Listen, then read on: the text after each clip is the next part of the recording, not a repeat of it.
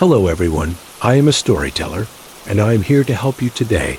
I know you listen this video to fall asleep, so before we beginning, please help me hit button like video and subscribe to the channel. Also comment below where are you from and what time are you watching. Detective Miles Corbin liked his world neat, predictable. He was a man of facts, of evidence, of the cold, hard logic that had served him well through a decade of police work in Oak Haven, USA. At 38, with the faint lines of cynicism etched around his sharp blue eyes, he'd seen enough human ugliness to dismiss anything that smacked of the supernatural or overly coincidental. Oak Haven, a town of manicured lawns and quiet cul-de-sacs, rarely challenged his pragmatic worldview. That changed on a Tuesday afternoon. The call came in just after lunch. Miles was reviewing a stack of cold case files, a petty theft from 3 years ago that still bugged him when the dispatcher's voice crackled over the intercom. Corbin, Chun, got a priority one for you. Bizarre 911 call. 142 Willow Creek Lane. Miles grabbed his jacket. Bizarre how, Brenda? He grunted, already heading for the door. Brenda, a young woman fresh out of the academy, sounded genuinely rattled. The line's open, detective, but all I'm hearing is static. Then, like a faint, distorted whisper. Sounded like, help me. And then, garbled, distressed noises. It just cut out. Her voice dropped. It was really creepy, Miles. Like someone was really in trouble. But not quite. Miles exchanged a look with Detective Sarah Chun, his partner. Sarah, with her dark, thoughtful eyes, was Miles's opposite in many ways. More intuitive, more open to the unexplained, a trait Miles usually found endearing, but occasionally exasperating. Probably a faulty landline, Brenda, he said, trying to sound reassuring. We're on our way. The drive to Willow Creek Lane was short. Oak Haven streets were quiet, sun-dappled.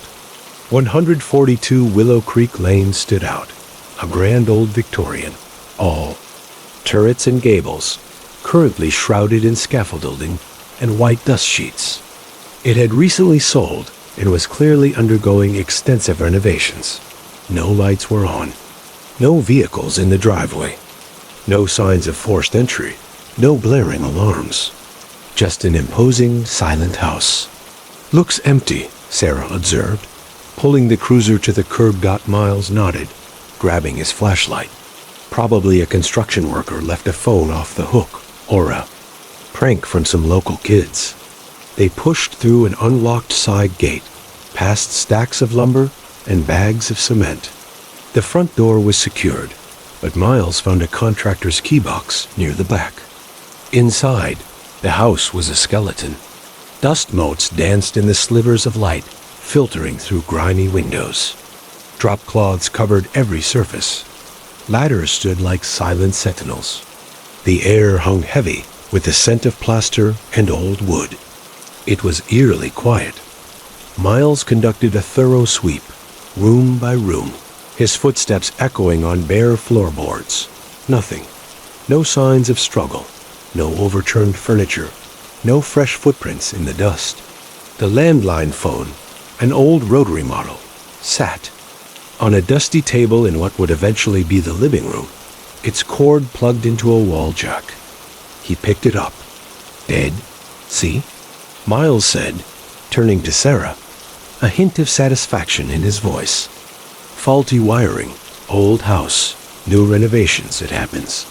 Back at the station, Brenda was waiting for them, a nervous energy radiating from her.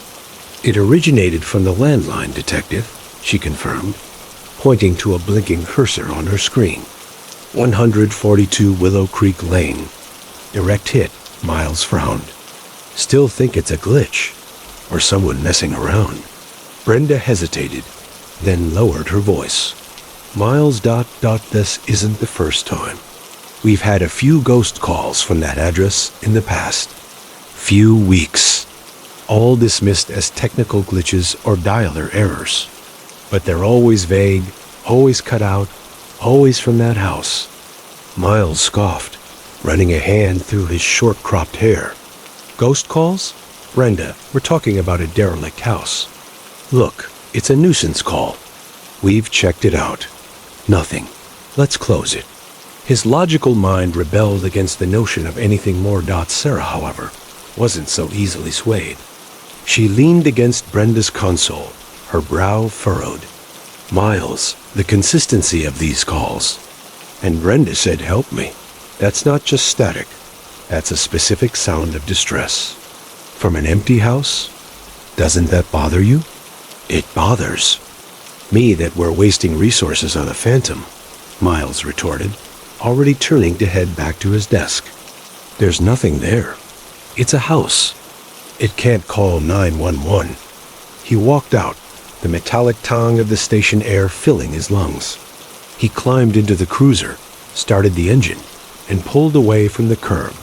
The setting sun cast long shadows down the street.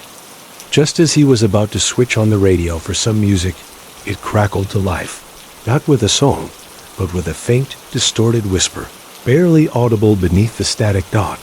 It sounded exactly like, "Help me." Miles's foot eased off the accelerator. The cruiser drifted for a moment. He gripped the steering wheel, his eyes fixed on the rearview mirror, where the Oak Haven Police Department building receded into the twilight. He swore he could still hear it, a faint, desperate plea, echoing in the quiet suburban evening. A shiver, unwelcome and illogical, crawled up his spine. The faint whisper on the radio, mirroring the 911 call, had Miles Corbin's logical mind scrambling for a new explanation. A frequency bleed? A prankster with a scanner? Anything but what his gut was whispering. But the whisper itself, so specific, so desperate, clung to him like a burr. The next morning, it was still there. And then the calls escalated. Brenda's. Reports became more frequent, her voice tighter with each one. Detective Corbin, 142 Willow Creek Lane again. This time, I heard a muffled cry, like a woman, and something heavy falling. Another day. It was clearer this time, Miles. A woman's voice, faint, but I swear, I heard he's here. And static, then it cut out. A week later, Miles, this isn't right. I'm trapped. That's what it said. I'm trapped. Miles and Sarah returned to the house multiple times. Each visit yielded nothing. The house remained empty, silent, a monument to dust and renovation. Yet the calls continued, sophisticated echoes of distress, clearly not love, but hauntingly real.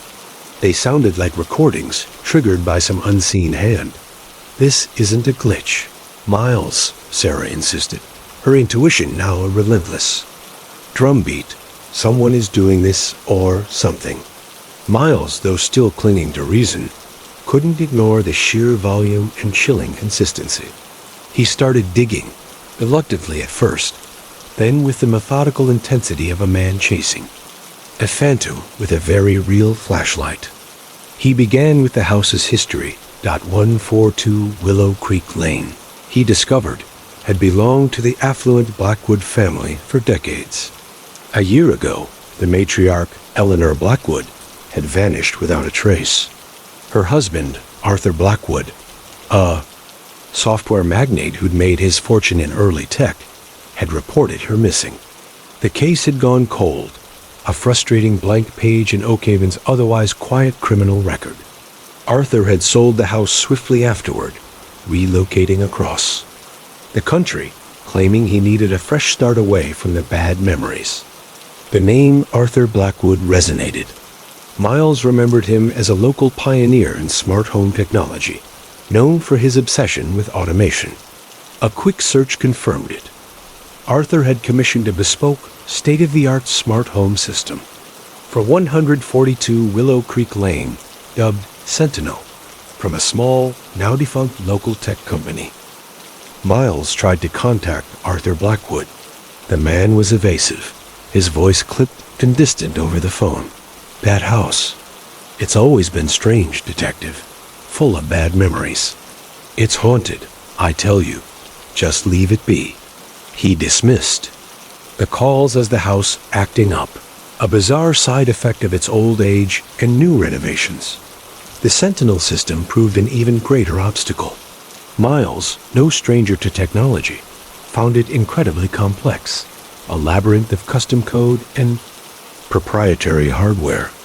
It was locked down tighter than a bank vault, designed for ultimate privacy, making it nearly impossible to access its core functions or data logs without specific credentials. The Oak Haven police chief, a man who valued efficiency over enigma, started breathing down Miles's neck. "Corbin, this is a waste of resources. Close the case. We have real crimes to solve, not ghost stories." But the calls intensified, becoming eerily specific. Sometimes, they'd contain sounds that only someone intimately familiar with Eleanor and Arthur's life would recognize. A specific chime from an antique clock, a phrase about a forgotten anniversary, subtle hints of domestic discord. Miles, now obsessed, spent hours in the quiet house, searching. Tucked away in a hidden compartment behind a loose floorboard in Eleanor's old study, he found it.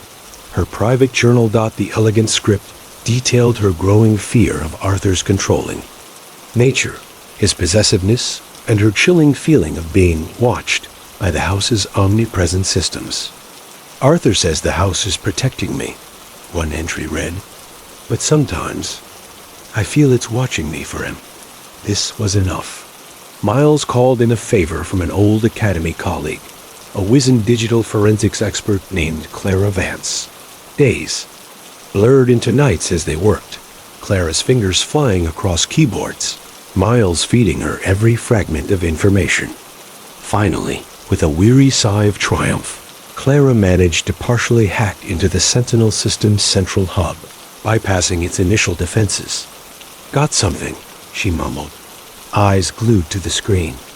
Deep in the system's memory, heavily encrypted, looks like audio files, corrupted mostly, and a program, a complex one. Miles leaned closer, his heart thudding. "What kind of program?" Clara pointed. "It's designed to trigger outgoing calls based on specific internal, environmental changes. Changes in air pressure in certain rooms, specific motion sensor activations. It's like a sequence. And these 911 calls are not live distress calls, Miles. They're fragmented, edited snippets from these corrupted audio files, carefully chosen to sound like pleas for help." Miles stared at the screen, a cold dread seeping into his bones. The static, the whispers, the cries. It wasn't a haunting. It wasn't a glitch. It was a macabre, meticulously crafted program. Someone had deliberately programmed the house to call 911. The question, chilling in its simplicity, hung in the silent office. Asterisk who and why? The question, chilling in its simplicity, hung in the silent office. Who and why? Asterisk Miles Corbin didn't sleep. The question gnawed at him, twisting in his gut. The fragmented cries, the distorted whispers, they weren't just glitches.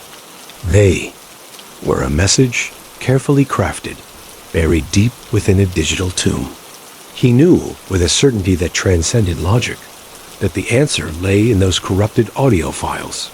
He and Clara worked relentlessly, fueled by stale coffee and a grim determination. Days blurred into a haze of code, algorithms, and the faint hum of servers. Miles, usually so detached, felt a visceral connection to the task, as if Eleanor Blackwood herself was urging him on from beyond the digital veil. Finally, after what felt like an eternity, Clara let out a sharp gasp. "Got it, Miles. The last layer. It's raw." Miles leaned in, his eyes fixed on the screen.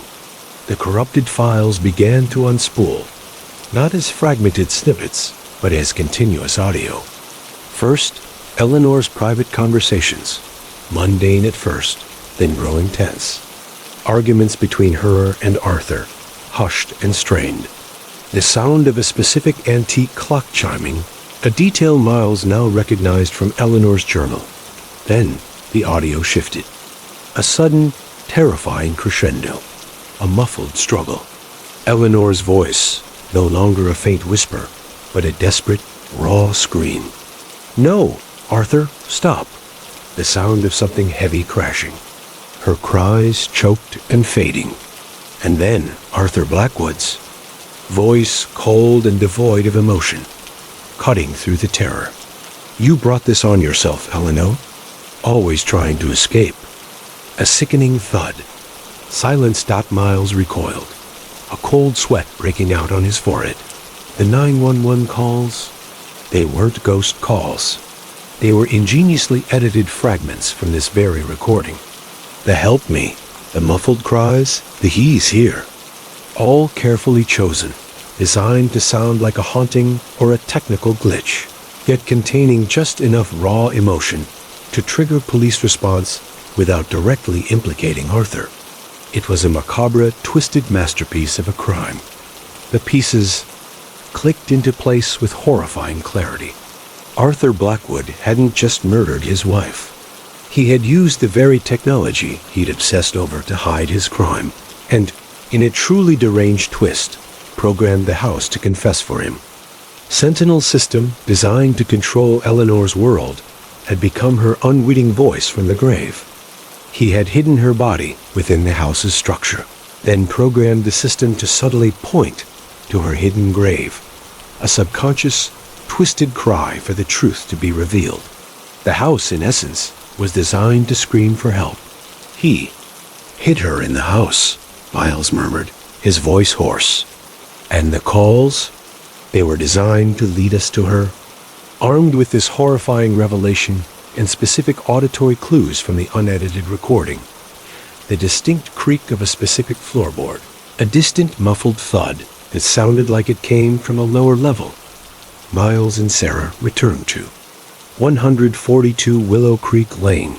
The house, once eerily quiet, now felt like a tomb waiting to speak. They moved methodically, Miles playing the recording on a loop, Sarah's intuitive gaze sweeping over every surface. They focused on the basement, where the muffled thud had seemed to originate, and where the Sentinel system's internal sensors had shown unusual activity during Eleanor's last moments. The basement was cold, filled with the scent of damp earth and old wood. Miles traced the sound of the creaking floorboard to a section of the main floor directly above a large, unfinished utility space in the basement. He looked at the wall, then back at the recording, listening for the thud. It seemed to come from within the wall. Sarah ran her hand along the rough plaster. "Miles, this section, it sounds hollow." Miles grabbed a hammer from a nearby renovation pile. He tapped the wall. A dull, empty sound echoed back. He exchanged a grim look with Sarah. With a powerful swing, he brought the hammer down. Plaster crumbled, revealing not studs and insulation, but a dark, enclosed space. Behind the cleverly concealed false wall, tucked into a crawl space within the house's very foundation, Eleanor Blackwood's remains were found.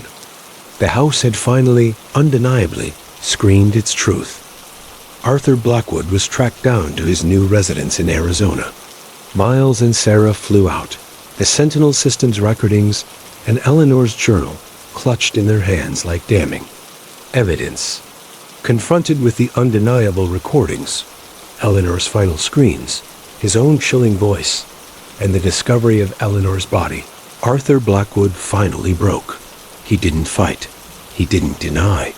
He simply collapsed, his face buried in his hands, sobs racking his body. He confessed to everything, his voice a broken whisper. He admitted he was driven mad by Eleanor's desire for independence, her attempts to break free from his suffocating control. He claimed the house had been haunting him, forcing him to make the calls even after he left, a macabre punishment for his crime. The mystery of the house that called 911 was solved. It revealed a chillingly human crime, hidden behind a facade of technological malfunction and a ghostly haunting. Miles Corbin's logical approach, combined with Sarah Chun's unwavering intuition, had proven crucial. The smart home system, initially a tool for convenience and then a silent witness, ultimately became the unwitting instrument of justice. It proved that sometimes even a house could scream for help, and that the most terrifying ghosts were often born not of the supernatural, but of human darkness. The house, once a place of terror, was finally cleared, its secrets exposed, its long, desperate call for justice finally answered. Arthur Blackwood's confession, fueled by the cold, unfeeling voice of his own creation, a lead swiftly to his indictment. The recordings from the Sentinel system, coupled with Eleanor's journal and the discovery of her remains, formed an unassailable mountain of evidence. The trial was brief, the verdict inevitable. Arthur Blackwood was found guilty of murder and sentenced to life in prison. The man who had sought to control everything, ultimately losing his own freedom to the very house he tried to silence. For Detective Miles Corbin, the aftermath was a quiet, profound shift. He still prided himself on logic, but the edges of his rigid certainty had softened. The house hadn't been haunted by a ghost, but by a human evil so twisted it had found a way to make inanimate objects scream for justice. He looked at Sarah Chun differently now, too. Her intuition, once something he politely tolerated, had proven to be a vital compass, guiding them through the digital labyrinth to a truth his logic alone might have missed. "You knew, didn't you?" Miles asked her one quiet afternoon, back in their Oakhaven office. Sarah just smiled, a knowing glint in her eyes. "I felt it, Miles. The house was trying to tell us something. It just needed someone to listen." Miles nodded, looking out the window at the quiet suburban street. He hadn't believed in ghosts before, and he still didn't. But he now understood that some cries for help were so desperate they could echo from the very walls of a home. The town of Oakhaven buzzed with the news. The story of the house that called 911 spread like wildfire, a chilling local legend brought to life. People whispered about the Blackwoods, about the dangers of smart homes, and about the quiet detectives who had unraveled the impossible. There was a collective sigh of relief, a sense that a dark cloud had finally lifted from their peaceful community. As for 142 Willow Creek Lane, it stood empty for a time, a silent monument to its grim past. No one wanted to buy it. No one wanted to live in a place where such horror had unfolded.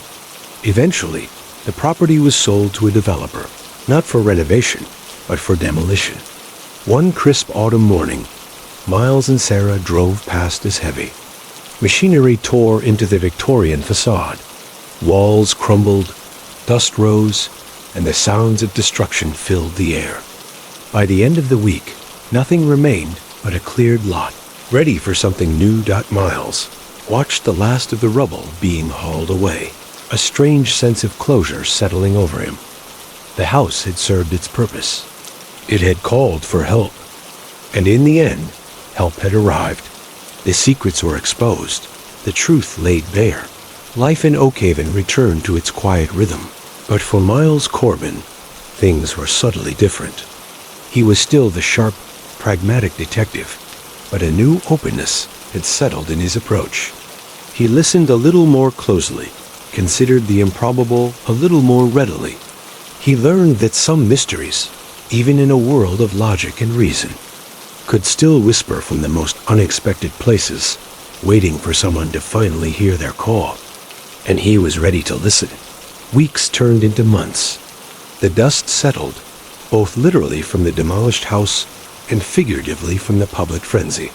Oakhaven returned to its sleepy rhythm, a town breathing easier now that its darkest secret had been unearthed and laid to rest. The cleared lot at 142 Willow Creek Lane sat empty, a patch of bare earth that slowly, over time, began to sprout new grass. For Detective Miles Corbin, the quiet was a welcome balm, but it wasn't the same. quiet as before.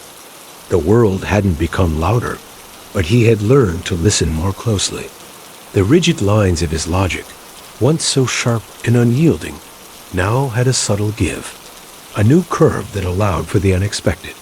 He still sought facts, still trusted evidence, but he now understood that some truths whispered, rather than shouted, Sarah Chun noticed it most.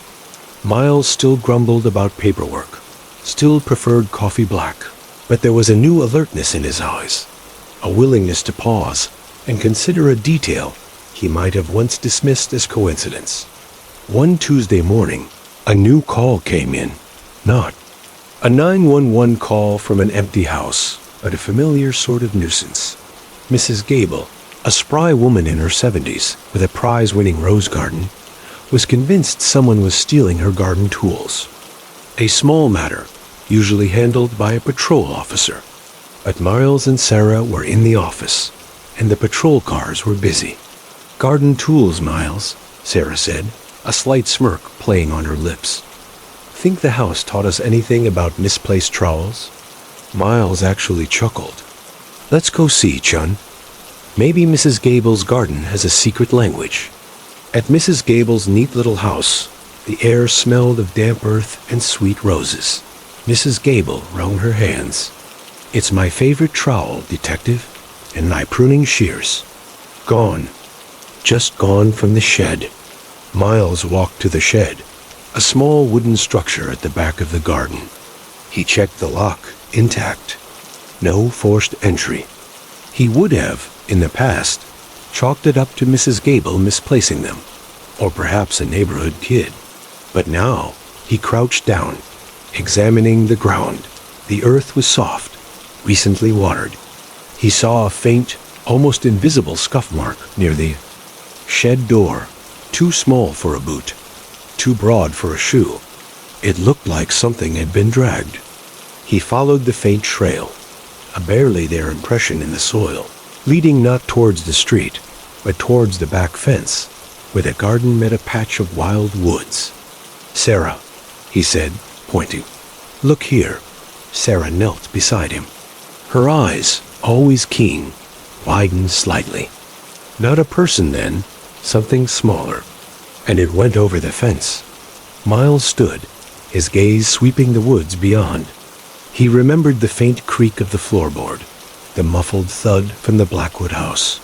He thought about how little details, when truly listened to, could lead to bigger answers. They followed the faint trail into the woods, pushing through thorny bushes and low-hanging branches. A trail led them to a small makeshift den woven from branches and leaves. Inside, curled up among a collection of shiny, stolen objects, including Mrs. Gable's tools, was a large, fluffy raccoon, fast asleep, clutching the trowel like a treasure. Mrs. Gable, when they returned with her tools and the story of the thieving raccoon, laughed until tears streamed down her face. Miles, usually stoic, found himself smiling. It was a simple case, a silly one even, but for him, it was a quiet victory. He hadn't dismissed the small, strange detail. He had listened. Back at the station, Miles leaned back in his chair, a sense of quiet satisfaction settling over him. The Oakhaven police chief, a man who valued efficiency, had praised him for resolving Mrs. Gable's mystery so quickly. He didn't need to know the deeper lesson Miles had learned. So, Sarah said, nudging him with her foot under the desk. From a house that called 911 to a raccoon that stole a trowel. Quite a career arc, Miles. He looked at her, a rare, genuine smile touching his lips. Every call matters, Chun. Every whisper, every creak. You just have to be ready to hear it. Memory of the house that called 911 remained a chilling local legend, a story whispered over fences and in diners. People still talked about the dangers of smart homes and how a house could hold such dark secrets. But for Miles Corbin, it wasn't a ghost story. It was a testament to human darkness, yes, but also to the subtle ways truth could emerge, even from the most silent of places. He was still the pragmatic detective, but he was also, now, a listener. And in the quiet hum of Oakhaven, he was ready for whatever truth might whisper next. The quiet hum of Oakhaven was a comfortable blanket, but Miles Corbin found himself listening to it differently now. He no longer heard just the traffic or the distant lawnmowers. He heard the subtle shifts, the almost imperceptible changes in the town's rhythm. A few weeks after the raccoon incident, a new kind of nuisance call started trickling into the precinct. This time, it wasn't from one house, but from a new development on the edge of town, Maplewood Estates. The complaints were vague, almost laughable. "My lights flicker when it's not raining," reported one resident. Another called to say, "I keep hearing a low hum, like a distant engine, but there's nothing there." A third complained, "My dog keeps barking at nothing in the backyard, always at the same time." Chief Davies, a man who preferred clear-cut cases, sighed. "Corbin, Chun, go check it out. Probably just settling foundations or bad wiring. Tell them to call their contractors." Miles nodded, but a flicker of something in his eyes told Sarah he wasn't dismissing it outright. Maplewood Estates, he mused. New houses, right? Should be pristine. They drove out to the development, a collection of freshly painted houses, with manicured lawns and brand new mailboxes. Everything looked perfect, almost too perfect. They spoke to a few residents. Mrs. Henderson, a woman with a perpetually worried expression, pointed to her living room. "See? It just flickered again. And the hum. Can you hear it, Detective?" Miles stood still, closing his eyes for a moment. He focused, pushing past the everyday sounds of children playing and distant construction. He heard the faint, almost subliminal thrum she described, a low vibration more felt than heard. He also noticed a subtle faint scent, like ozone mixed, with something metallic that no one else seemed to mention. Sarah, ever observant, watched him. "You're really listening, aren't you?" she murmured, a hint of respect in her voice. Miles opened his eyes. "Every creak, every whisper," he said, a ghost of a smile touching his lips. "This isn't settling foundations, Chun. Something's off." They spent the next few days in Maplewood Estates, interviewing more residents and walking the perfectly paved streets. Miles noticed patterns. The flickering lights were more common in houses near the old creek bed that bordered the development. The hum seemed strongest at night, a rhythmic pulse that permeated the ground. And the faint metallic smell was strongest, too, near the utility boxes and deeper into the wooded area by the creek. He pulled up the development plans. Maplewood Estates was built on land that had once been an old industrial site, long since cleaned up and deemed safe. But Miles remembered the Blackwood house, how secrets could be buried beneath the surface. Even when everything looked clean on top dot, he focused on the hum. It wasn't electrical. It was too deep, too resonant, like something ancient and mechanical. He went back to the creek bed, walking the perimeter, feeling the ground with his feet. He remembered the specific floorboard creak from Eleanor Blackwood's recording, how one small sound had led to a terrible truth. He needed a specific sound here, a source.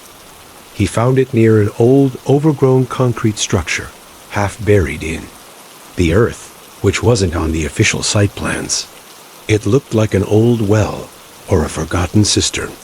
The hum was loudest there, a low rhythmic pulse that seemed to come from deep underground. And the metallic smell was strongest too, biting. At the air dock, Miles called in a hazmat team and an environmental engineer. Chief Davies grumbled, muttering about wild goose chases. But Miles's previous success with the Blackwood case had earned him a little leeway. When the engineers began to excavate the structure, they found the source of the hum, an ancient, leaking underground pump, part of the old industrial site's forgotten waste disposal system. It had been slowly corroding for decades, its rhythmic hum vibrating through the earth, causing minor electrical disturbances in the new houses and releasing a faint, metallic-smelling gas. It wasn't dangerous, but it was certainly a nuisance. A constant, low-grade disturbance. The pump was sealed and removed. The hum stopped. The lights stopped flickering. The dogs in Maplewood Estates stopped barking at nothing. Miles stood on the cleared spot where the pump had been, looking at the peaceful suburban houses. It wasn't a murder, not a grand mystery that made headlines, but it was a truth unearthed. A whisper finally heard and understood. "Just an old pump," Sarah said, shaking her head, a smile playing on her lips. "Who would have thought?" "Someone who listened," Miles replied, looking out at the quiet neighborhood. The quiet was still comfortable, but now he knew it was also full of stories, full of tiny, hidden truths waiting to be heard. And he was ready. Miles had barely settled back into the comforting rhythm of routine Oakhaven calls. Lost cats, minor traffic disputes, the occasional shoplifting, when a new kind of whisper started. This time, it wasn't a hum, or a flicker, or a 911 call. It was a smell. The first complaint came from Mrs. Gable. Yes, the same one from the raccoon incident, who lived in the older part of town, near the old Franklin Creek. "Detective," she'd said, her voice tight with exasperation. "There's this smell. It's sweet, but ... wrong. Like flowers rotting or something. And it's only at night." Miles initially chalked it up to something mundane. A burst sewer pipe, perhaps, or a neighbor's questionable gardening practices. But then more calls trickled in, all from the same small cluster of blocks near Franklin Creek.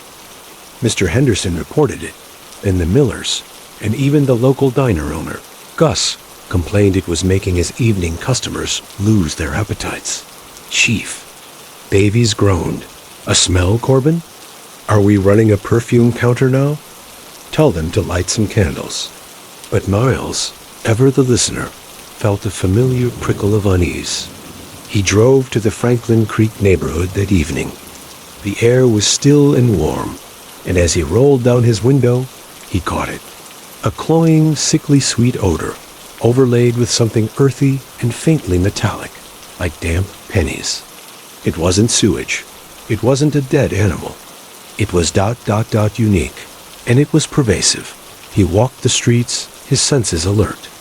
The smell seemed strongest near the old elm trees that lined Willow Street, and particularly potent around a vacant lot that had once been part of an old farm, now just an overgrown patch of weeds and scrub brush. He noticed a few of the elm. Trees had a strange, almost unnatural sheen to their leaves, and the ground felt oddly soft in places, even after a dry spell. "Smells like trouble," Sarah remarked, joining him the next evening. She wrinkled her nose. "Or really bad potpourri." Miles shook his head. "It's too consistent, Sean, and it's making people feel ill. Mrs. Gable said her headaches are back." He pulled out his tablet, looking up old Oakhaven land deeds. The vacant lot, indeed, had once been part of the Franklin family farm, known for its extensive orchards and, oddly enough, its innovative composting methods in the early 20th century. "Composting?" Sarah raised an eyebrow. "You think someone's still composting from 100 years ago?" "Maybe not composting in the way we think," Miles mused. He remembered Eleanor Blackwood's journal, the hidden details that revealed a larger truth. He needed to dig deeper into the land's history, beyond just the deeds. He found old newspaper clippings, forgotten agricultural journals from the county library. The Franklin farm was famous for a unique deep-pit composting system designed to enrich the sandy soil for their specialized fruit trees. These pits were massive, designed to break down organic matter over decades. He returned to the vacant lot, this time with a ground-penetrating radar unit he'd borrowed from the county's Public Works Department, much to Chief Davies's exasperation. "Corbin, you're going to bankrupt the department on bad smells." But Miles ignored him. He walked the vacant lot, the radar unit beeping softly. Near the center, where the smell was strongest, the screen showed a large, anomalous void deep underground, inconsistent with natural rock formations or utility lines. It was precisely where old maps indicated one of the Franklin farm's deep pits had been. When the excavation team finally broke through the layers of compacted earth and forgotten debris, the smell intensified, a powerful, sweet, sickly wave. Below, they found it, an ancient, enormous pit, surprisingly well preserved, filled with a black, viscous sludge. It wasn't sewage. It was the decomposed remains of generations of fruit, leaves, and organic waste, slowly fermenting and releasing a complex cocktail of gases, including trace amounts of a naturally occurring, sweet-smelling, but mildly toxic compound that caused the headaches and nausea. The recent dry spell, followed by an unexpected warm rain, had created the perfect conditions for a sudden, intense release of these trapped gases. The pit was carefully drained and filled. The smell dissipated. The headaches vanished. The Franklin Creek neighborhood breathed a collective sigh of relief. Miles stood on the now cleared lot, the air fresh and clean. Another ghost laid to rest, he murmured. Sarah smiled. More like a very old, very smelly secret. You really do have a nose for these things now, don't you? He grinned, a genuine, easy smile that was becoming more common. Just listening, Chun. Always listening. The quiet hum of Oakhaven settled once more. But Miles knew its silence was never truly empty. It was filled with echoes of the past, with the subtle shifts of the present, and with the low, steady beat of lives unfolding. And in every creak, every whisper, every strange smell, he knew there was a story waiting to be heard. He was ready. Miles had barely settled back into the comforting rhythm of routine Oakhaven calls, lost cats, minor traffic disputes, the occasional shoplifting, when a new kind of whisper started. This time, it wasn't a hum or a flicker or a 911 call. It was a smell. The first complaint came from Mrs. Gable. Yes, the same one from the raccoon incident, who lived in the older part of town, near the old Franklin Creek. Detective, she'd sighed, her voice tight with exasperation. There's this smell. It's sweet, but wrong, like flowers rotting or something. And it's only at night. Miles initially chalked it up to something mundane, a burst sewer pipe, perhaps, or a neighbor's. Questionable gardening practices. But then more calls trickled in, all from the same small cluster of blocks near Franklin Creek. Mr. Henderson reported it. Then the Millers, and even the local diner owner, Gus, complained it was making his evening customers lose their appetites. Chief Davies groaned. A smell, Corbin? Are we running a perfume counter now? Tell them to light some candles. But Miles, ever the listener, felt a familiar prickle of unease.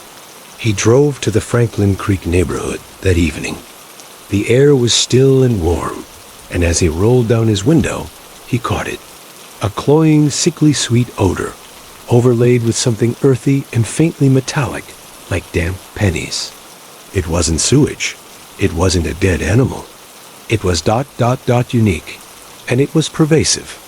He walked the streets, his senses alert. The smell seemed strongest near the old elm trees that lined Willow Street, and particularly potent around a vacant lot that had once been part of an old farm. Now, just an overgrown patch of weeds and scrub brush. He noticed a few of the elm.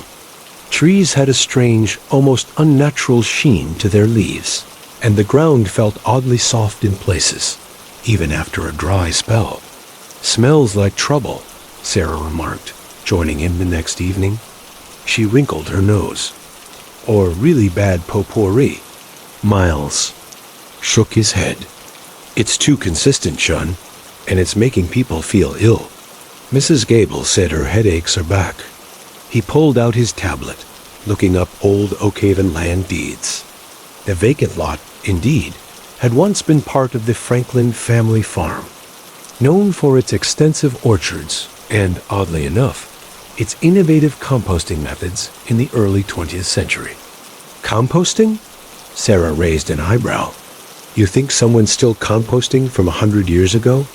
Maybe not composting in the way we think, Miles mused. He remembered Eleanor Blackwood's journal, the hidden details that revealed a larger truth. He needed to dig deeper into the land's history, beyond just the deeds. He found old newspaper clippings, forgotten agricultural journals from the county library. The Franklin farm was famous for a unique, deep-pit composting system designed to enrich the sandy soil for their specialized fruit trees. These pits were massive, designed to break down organic matter over decades. He returned to the vacant lot, this time with a ground-penetrating radar unit he'd borrowed from the county's Public Works Department, much to Chief Davies's exasperation. "Corbin, you're going to bankrupt the department on bad smells." But Miles ignored him. He walked the vacant lot, the radar unit beeping softly. Near the center, where the smell was strongest, the screen showed a large, anomalous void deep underground, inconsistent with natural rock formations or utility lines. It was precisely where old maps indicated one of the Franklin farm's deep pits had been. When the excavation team finally broke through the layers of compacted earth and forgotten debris, the smell intensified, a powerful, sweet, sickly wave. Below, they found it, an ancient, enormous pit, surprisingly well preserved, filled with a black, viscous sludge. It wasn't sewage. It was the decomposed remains of generations of fruit, leaves, and organic waste, slowly fermenting and releasing a complex cocktail of gases, including trace amounts of a naturally occurring, sweet-smelling, but mildly toxic compound that caused the headaches and nausea. The recent dry spell, followed by an unexpected warm rain, had created the perfect conditions for a sudden, intense release of these trapped gases. The pit was carefully drained and filled. The smell dissipated. The headaches vanished. The Franklin Creek neighborhood breathed a collective sigh of relief. Miles stood on the now cleared lot, the air fresh and clean. "Another ghost laid to rest," he murmured. Sarah smiled. "More like. A very old, very smelly secret. You really do have a nose for these things now, don't you?" He grinned, a genuine, easy smile that was becoming more common. "Just listening, Shun. Always listening." The quiet hum of Oakhaven settled once more, but Miles knew its silence was never truly empty. It was filled with echoes of the past, with the subtle shifts of the present, and with the low, steady beat of lives unfolding. And in every creak, every whisper, every strange smell, he knew there was a story waiting to be heard. He was ready. Then a new kind of puzzle began to emerge. Not with sounds or smells, but with things that simply moved.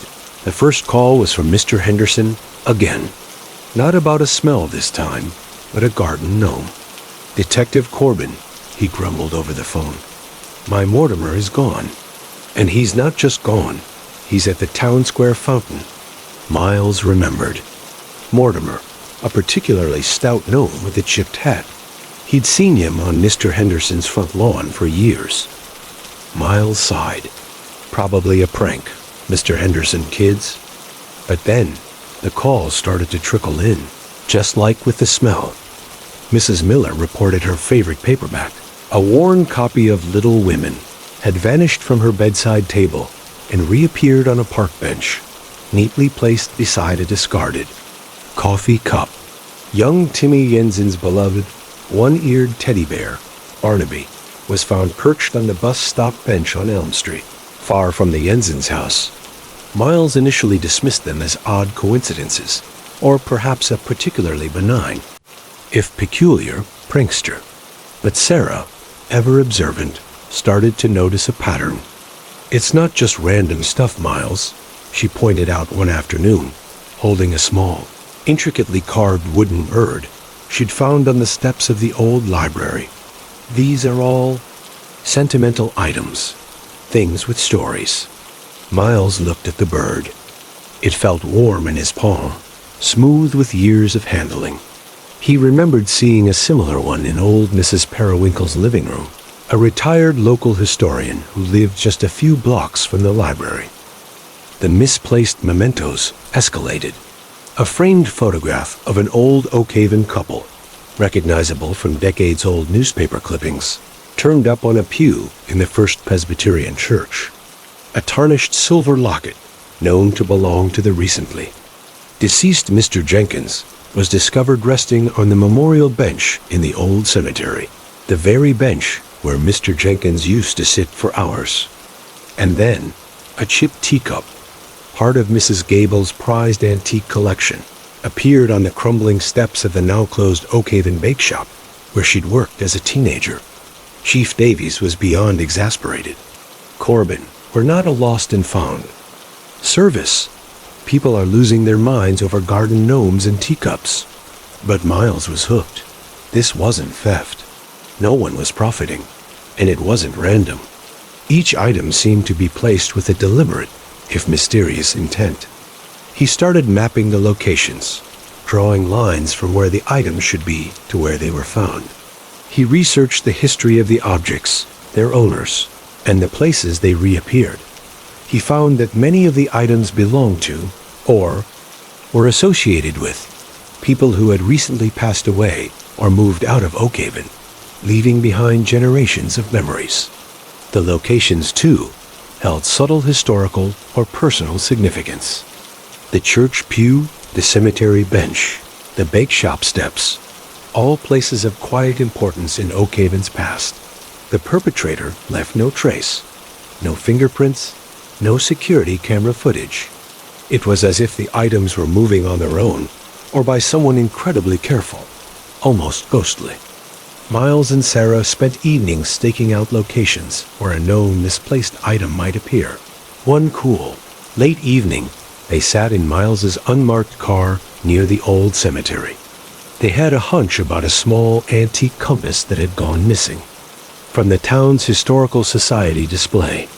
Miles had learned it belonged to Oakhaven's original surveyor, a man known for his solitary walks through the wilderness that eventually became the town. Just before midnight, a figure emerged from the shadows. It was a slight, elderly woman, moving slowly but deliberately. Agnes Periwinkle. She carried something wrapped in a handkerchief. Miles and Sarah watched as she gently unwrapped the compass and placed it precisely on a weathered stone marker. At the edge of the cemetery, a marker for an unnamed pioneer. She paused, her head tilted as if listening to a distant whisper, then turned and shuffled away. Miles and Sarah approached her carefully. Agnes looked at them, her eyes clear for a moment, then clouded with a gentle confusion. "Oh, hello, dear," she said, her voice soft. Just putting things back where they belong. The truth slowly unspooled. Agnes wasn't stealing. She was rehoming them. She was suffering from early-stage dementia. In her lucid moments, she was driven by an overwhelming need to preserve Oakhaven's fading memories.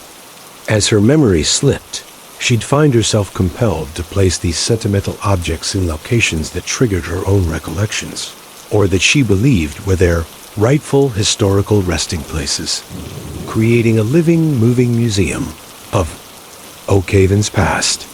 The compass, she later explained to her bewildered family, belonged to the man who found the way, and the pioneer's marker was the first step. The war medal was placed on the cemetery bench because Mr. Jenkins used to sit there and tell her stories of his service. The teacup, she remembered, belonged to Mrs. Gable's mother, who had worked at the bake shop and always took her tea there dotted. Wasn't a crime, but a poignant manifestation of grief and memory. A quiet struggle against the tide of forgetting.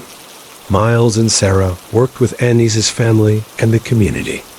Instead of prosecuting, they helped establish a memory map of Oakhaven, chronicling the stories behind Anna's placements, turning her actions into a community project. The town embraced it, understanding her need to preserve the past. Miles realized that not all mysteries were about crime.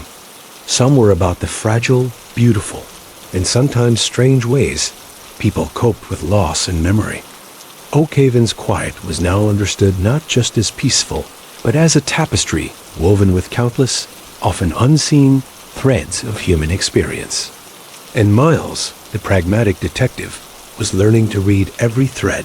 The air in Miles Corbin's cramped home office was thick with the scent of stale coffee and relentless focus. Days had blurred into nights, the glow of his monitor the only constant companion. Sarah had brought him food, offered quiet support, but this final decryption was a solitary battle. Then, with a soft ping, the progress bar vanished, replaced by a file directory. Miles clicked, his heart hammering against his ribs.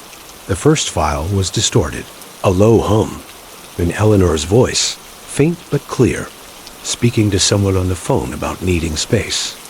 Another, an argument, Arthur's voice rising, accusing, controlling. Miles felt a cold dread creep up his spine. These weren't just snippets. They were raw, unedited moments from a life, meticulously recorded. Then came the final file. It began with the muffled sounds of a struggle, a gasp, a desperate, choked cry that Miles recognized instantly from the 911 calls. Eleanor's voice, pleading, terrified. And then Arthur's, chillingly calm, a predator's whisper. You thought you could leave? You thought you could hide from me? This house knows everything, Eleanor. And now, it will keep you forever. A sickening thud, a silence that stretched, then the faint click of a door closing. Miles leaned back, the chair groaning under his weight, the horror of it washing over him. The 911 calls weren't just edited fragments. They were Eleanor Blackwood's final screams, weaponized, twisted by Arthur into a macabre, self-incriminating haunting. The house designed for control had been repurposed as a tomb and ultimately as a confessional. Arthur hadn't wanted to be caught, not consciously, but perhaps a deeper, more primal part of him, driven by guilt or a perverse need for recognition, had ensured the truth would eventually claw its way out. The house wasn't just calling 911. It was screaming for its mistress, for justice. He called Sarah, his voice tight with a grim urgency. He hid her in the house, Sarah. He programmed the system to tell us exactly where. Armed with the chilling recordings and the Sentinel system's internal logs, Miles and Sarah returned to 142 Willow Creek Lane. The house, once a silent enigma, now felt like a living monument to a terrible secret. Miles replayed the final recording, listening for the subtle environmental clues embedded within Eleanor's last moments. There, he pointed to a section of the basement wall, a distinct echo, and the sound of that specific floorboard creaking. It's almost directly above this spot. The renovation tools, once a symbol of new beginnings, became instruments of excavation. They tore away the drywall, revealing a meticulously constructed, almost invisible false wall. Behind it, in a shallow, hastily dug cavity, Eleanor Blackwood's remains were discovered, wrapped in a heavy tarp, a final horrifying testament to Arthur's depravity. The house had indeed kept her, but it had also, in its own twisted way, refused to stay silent. Arthur Blackwood was tracked to a sprawling, modern home in Arizona, a world away from the Victorian shadows of Oakhaven. Miles and Sarah confronted him, the tablet displaying the spectral waveforms of Eleanor's final moments. Arthur's carefully constructed facade crumbled. His eyes, once shrewd, became wild, darting between the detectives and the tablet as if seeing ghosts. The house wouldn't let me forget, he stammered, his voice cracking. It kept calling, kept showing me. It was haunting me, I swear. Even after I left, it was still there, in my head, making me want to confess.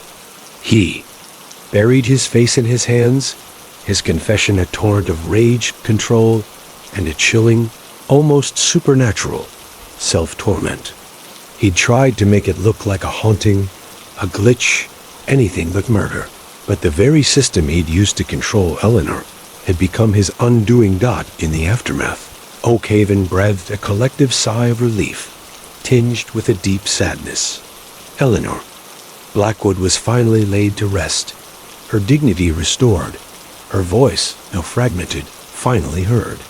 Arthur Blackwood was charged with murder, his twisted genius unraveled by the very technology he had sought to manipulate. Miles Corbin, the pragmatic detective, found himself irrevocably changed. He still trusted logic, but he now understood that the world held depths of human darkness and ingenuity that defied easy explanation. Sarah Chun, his intuitive partner, had been right all along. The house had been trying to tell them something. The Victorian house at 142 Willow Creek Lane, its secrets exposed, its dark purpose purged, stood silent once more. The renovations would continue, perhaps with a new owner brave enough to look past its chilling past. But for Miles, and for Oakhaven, it would forever be known as the house that called 911. A stark reminder that even in the quietest corners of suburbia, the truth, no matter how deeply buried, has a way of screaming to be heard.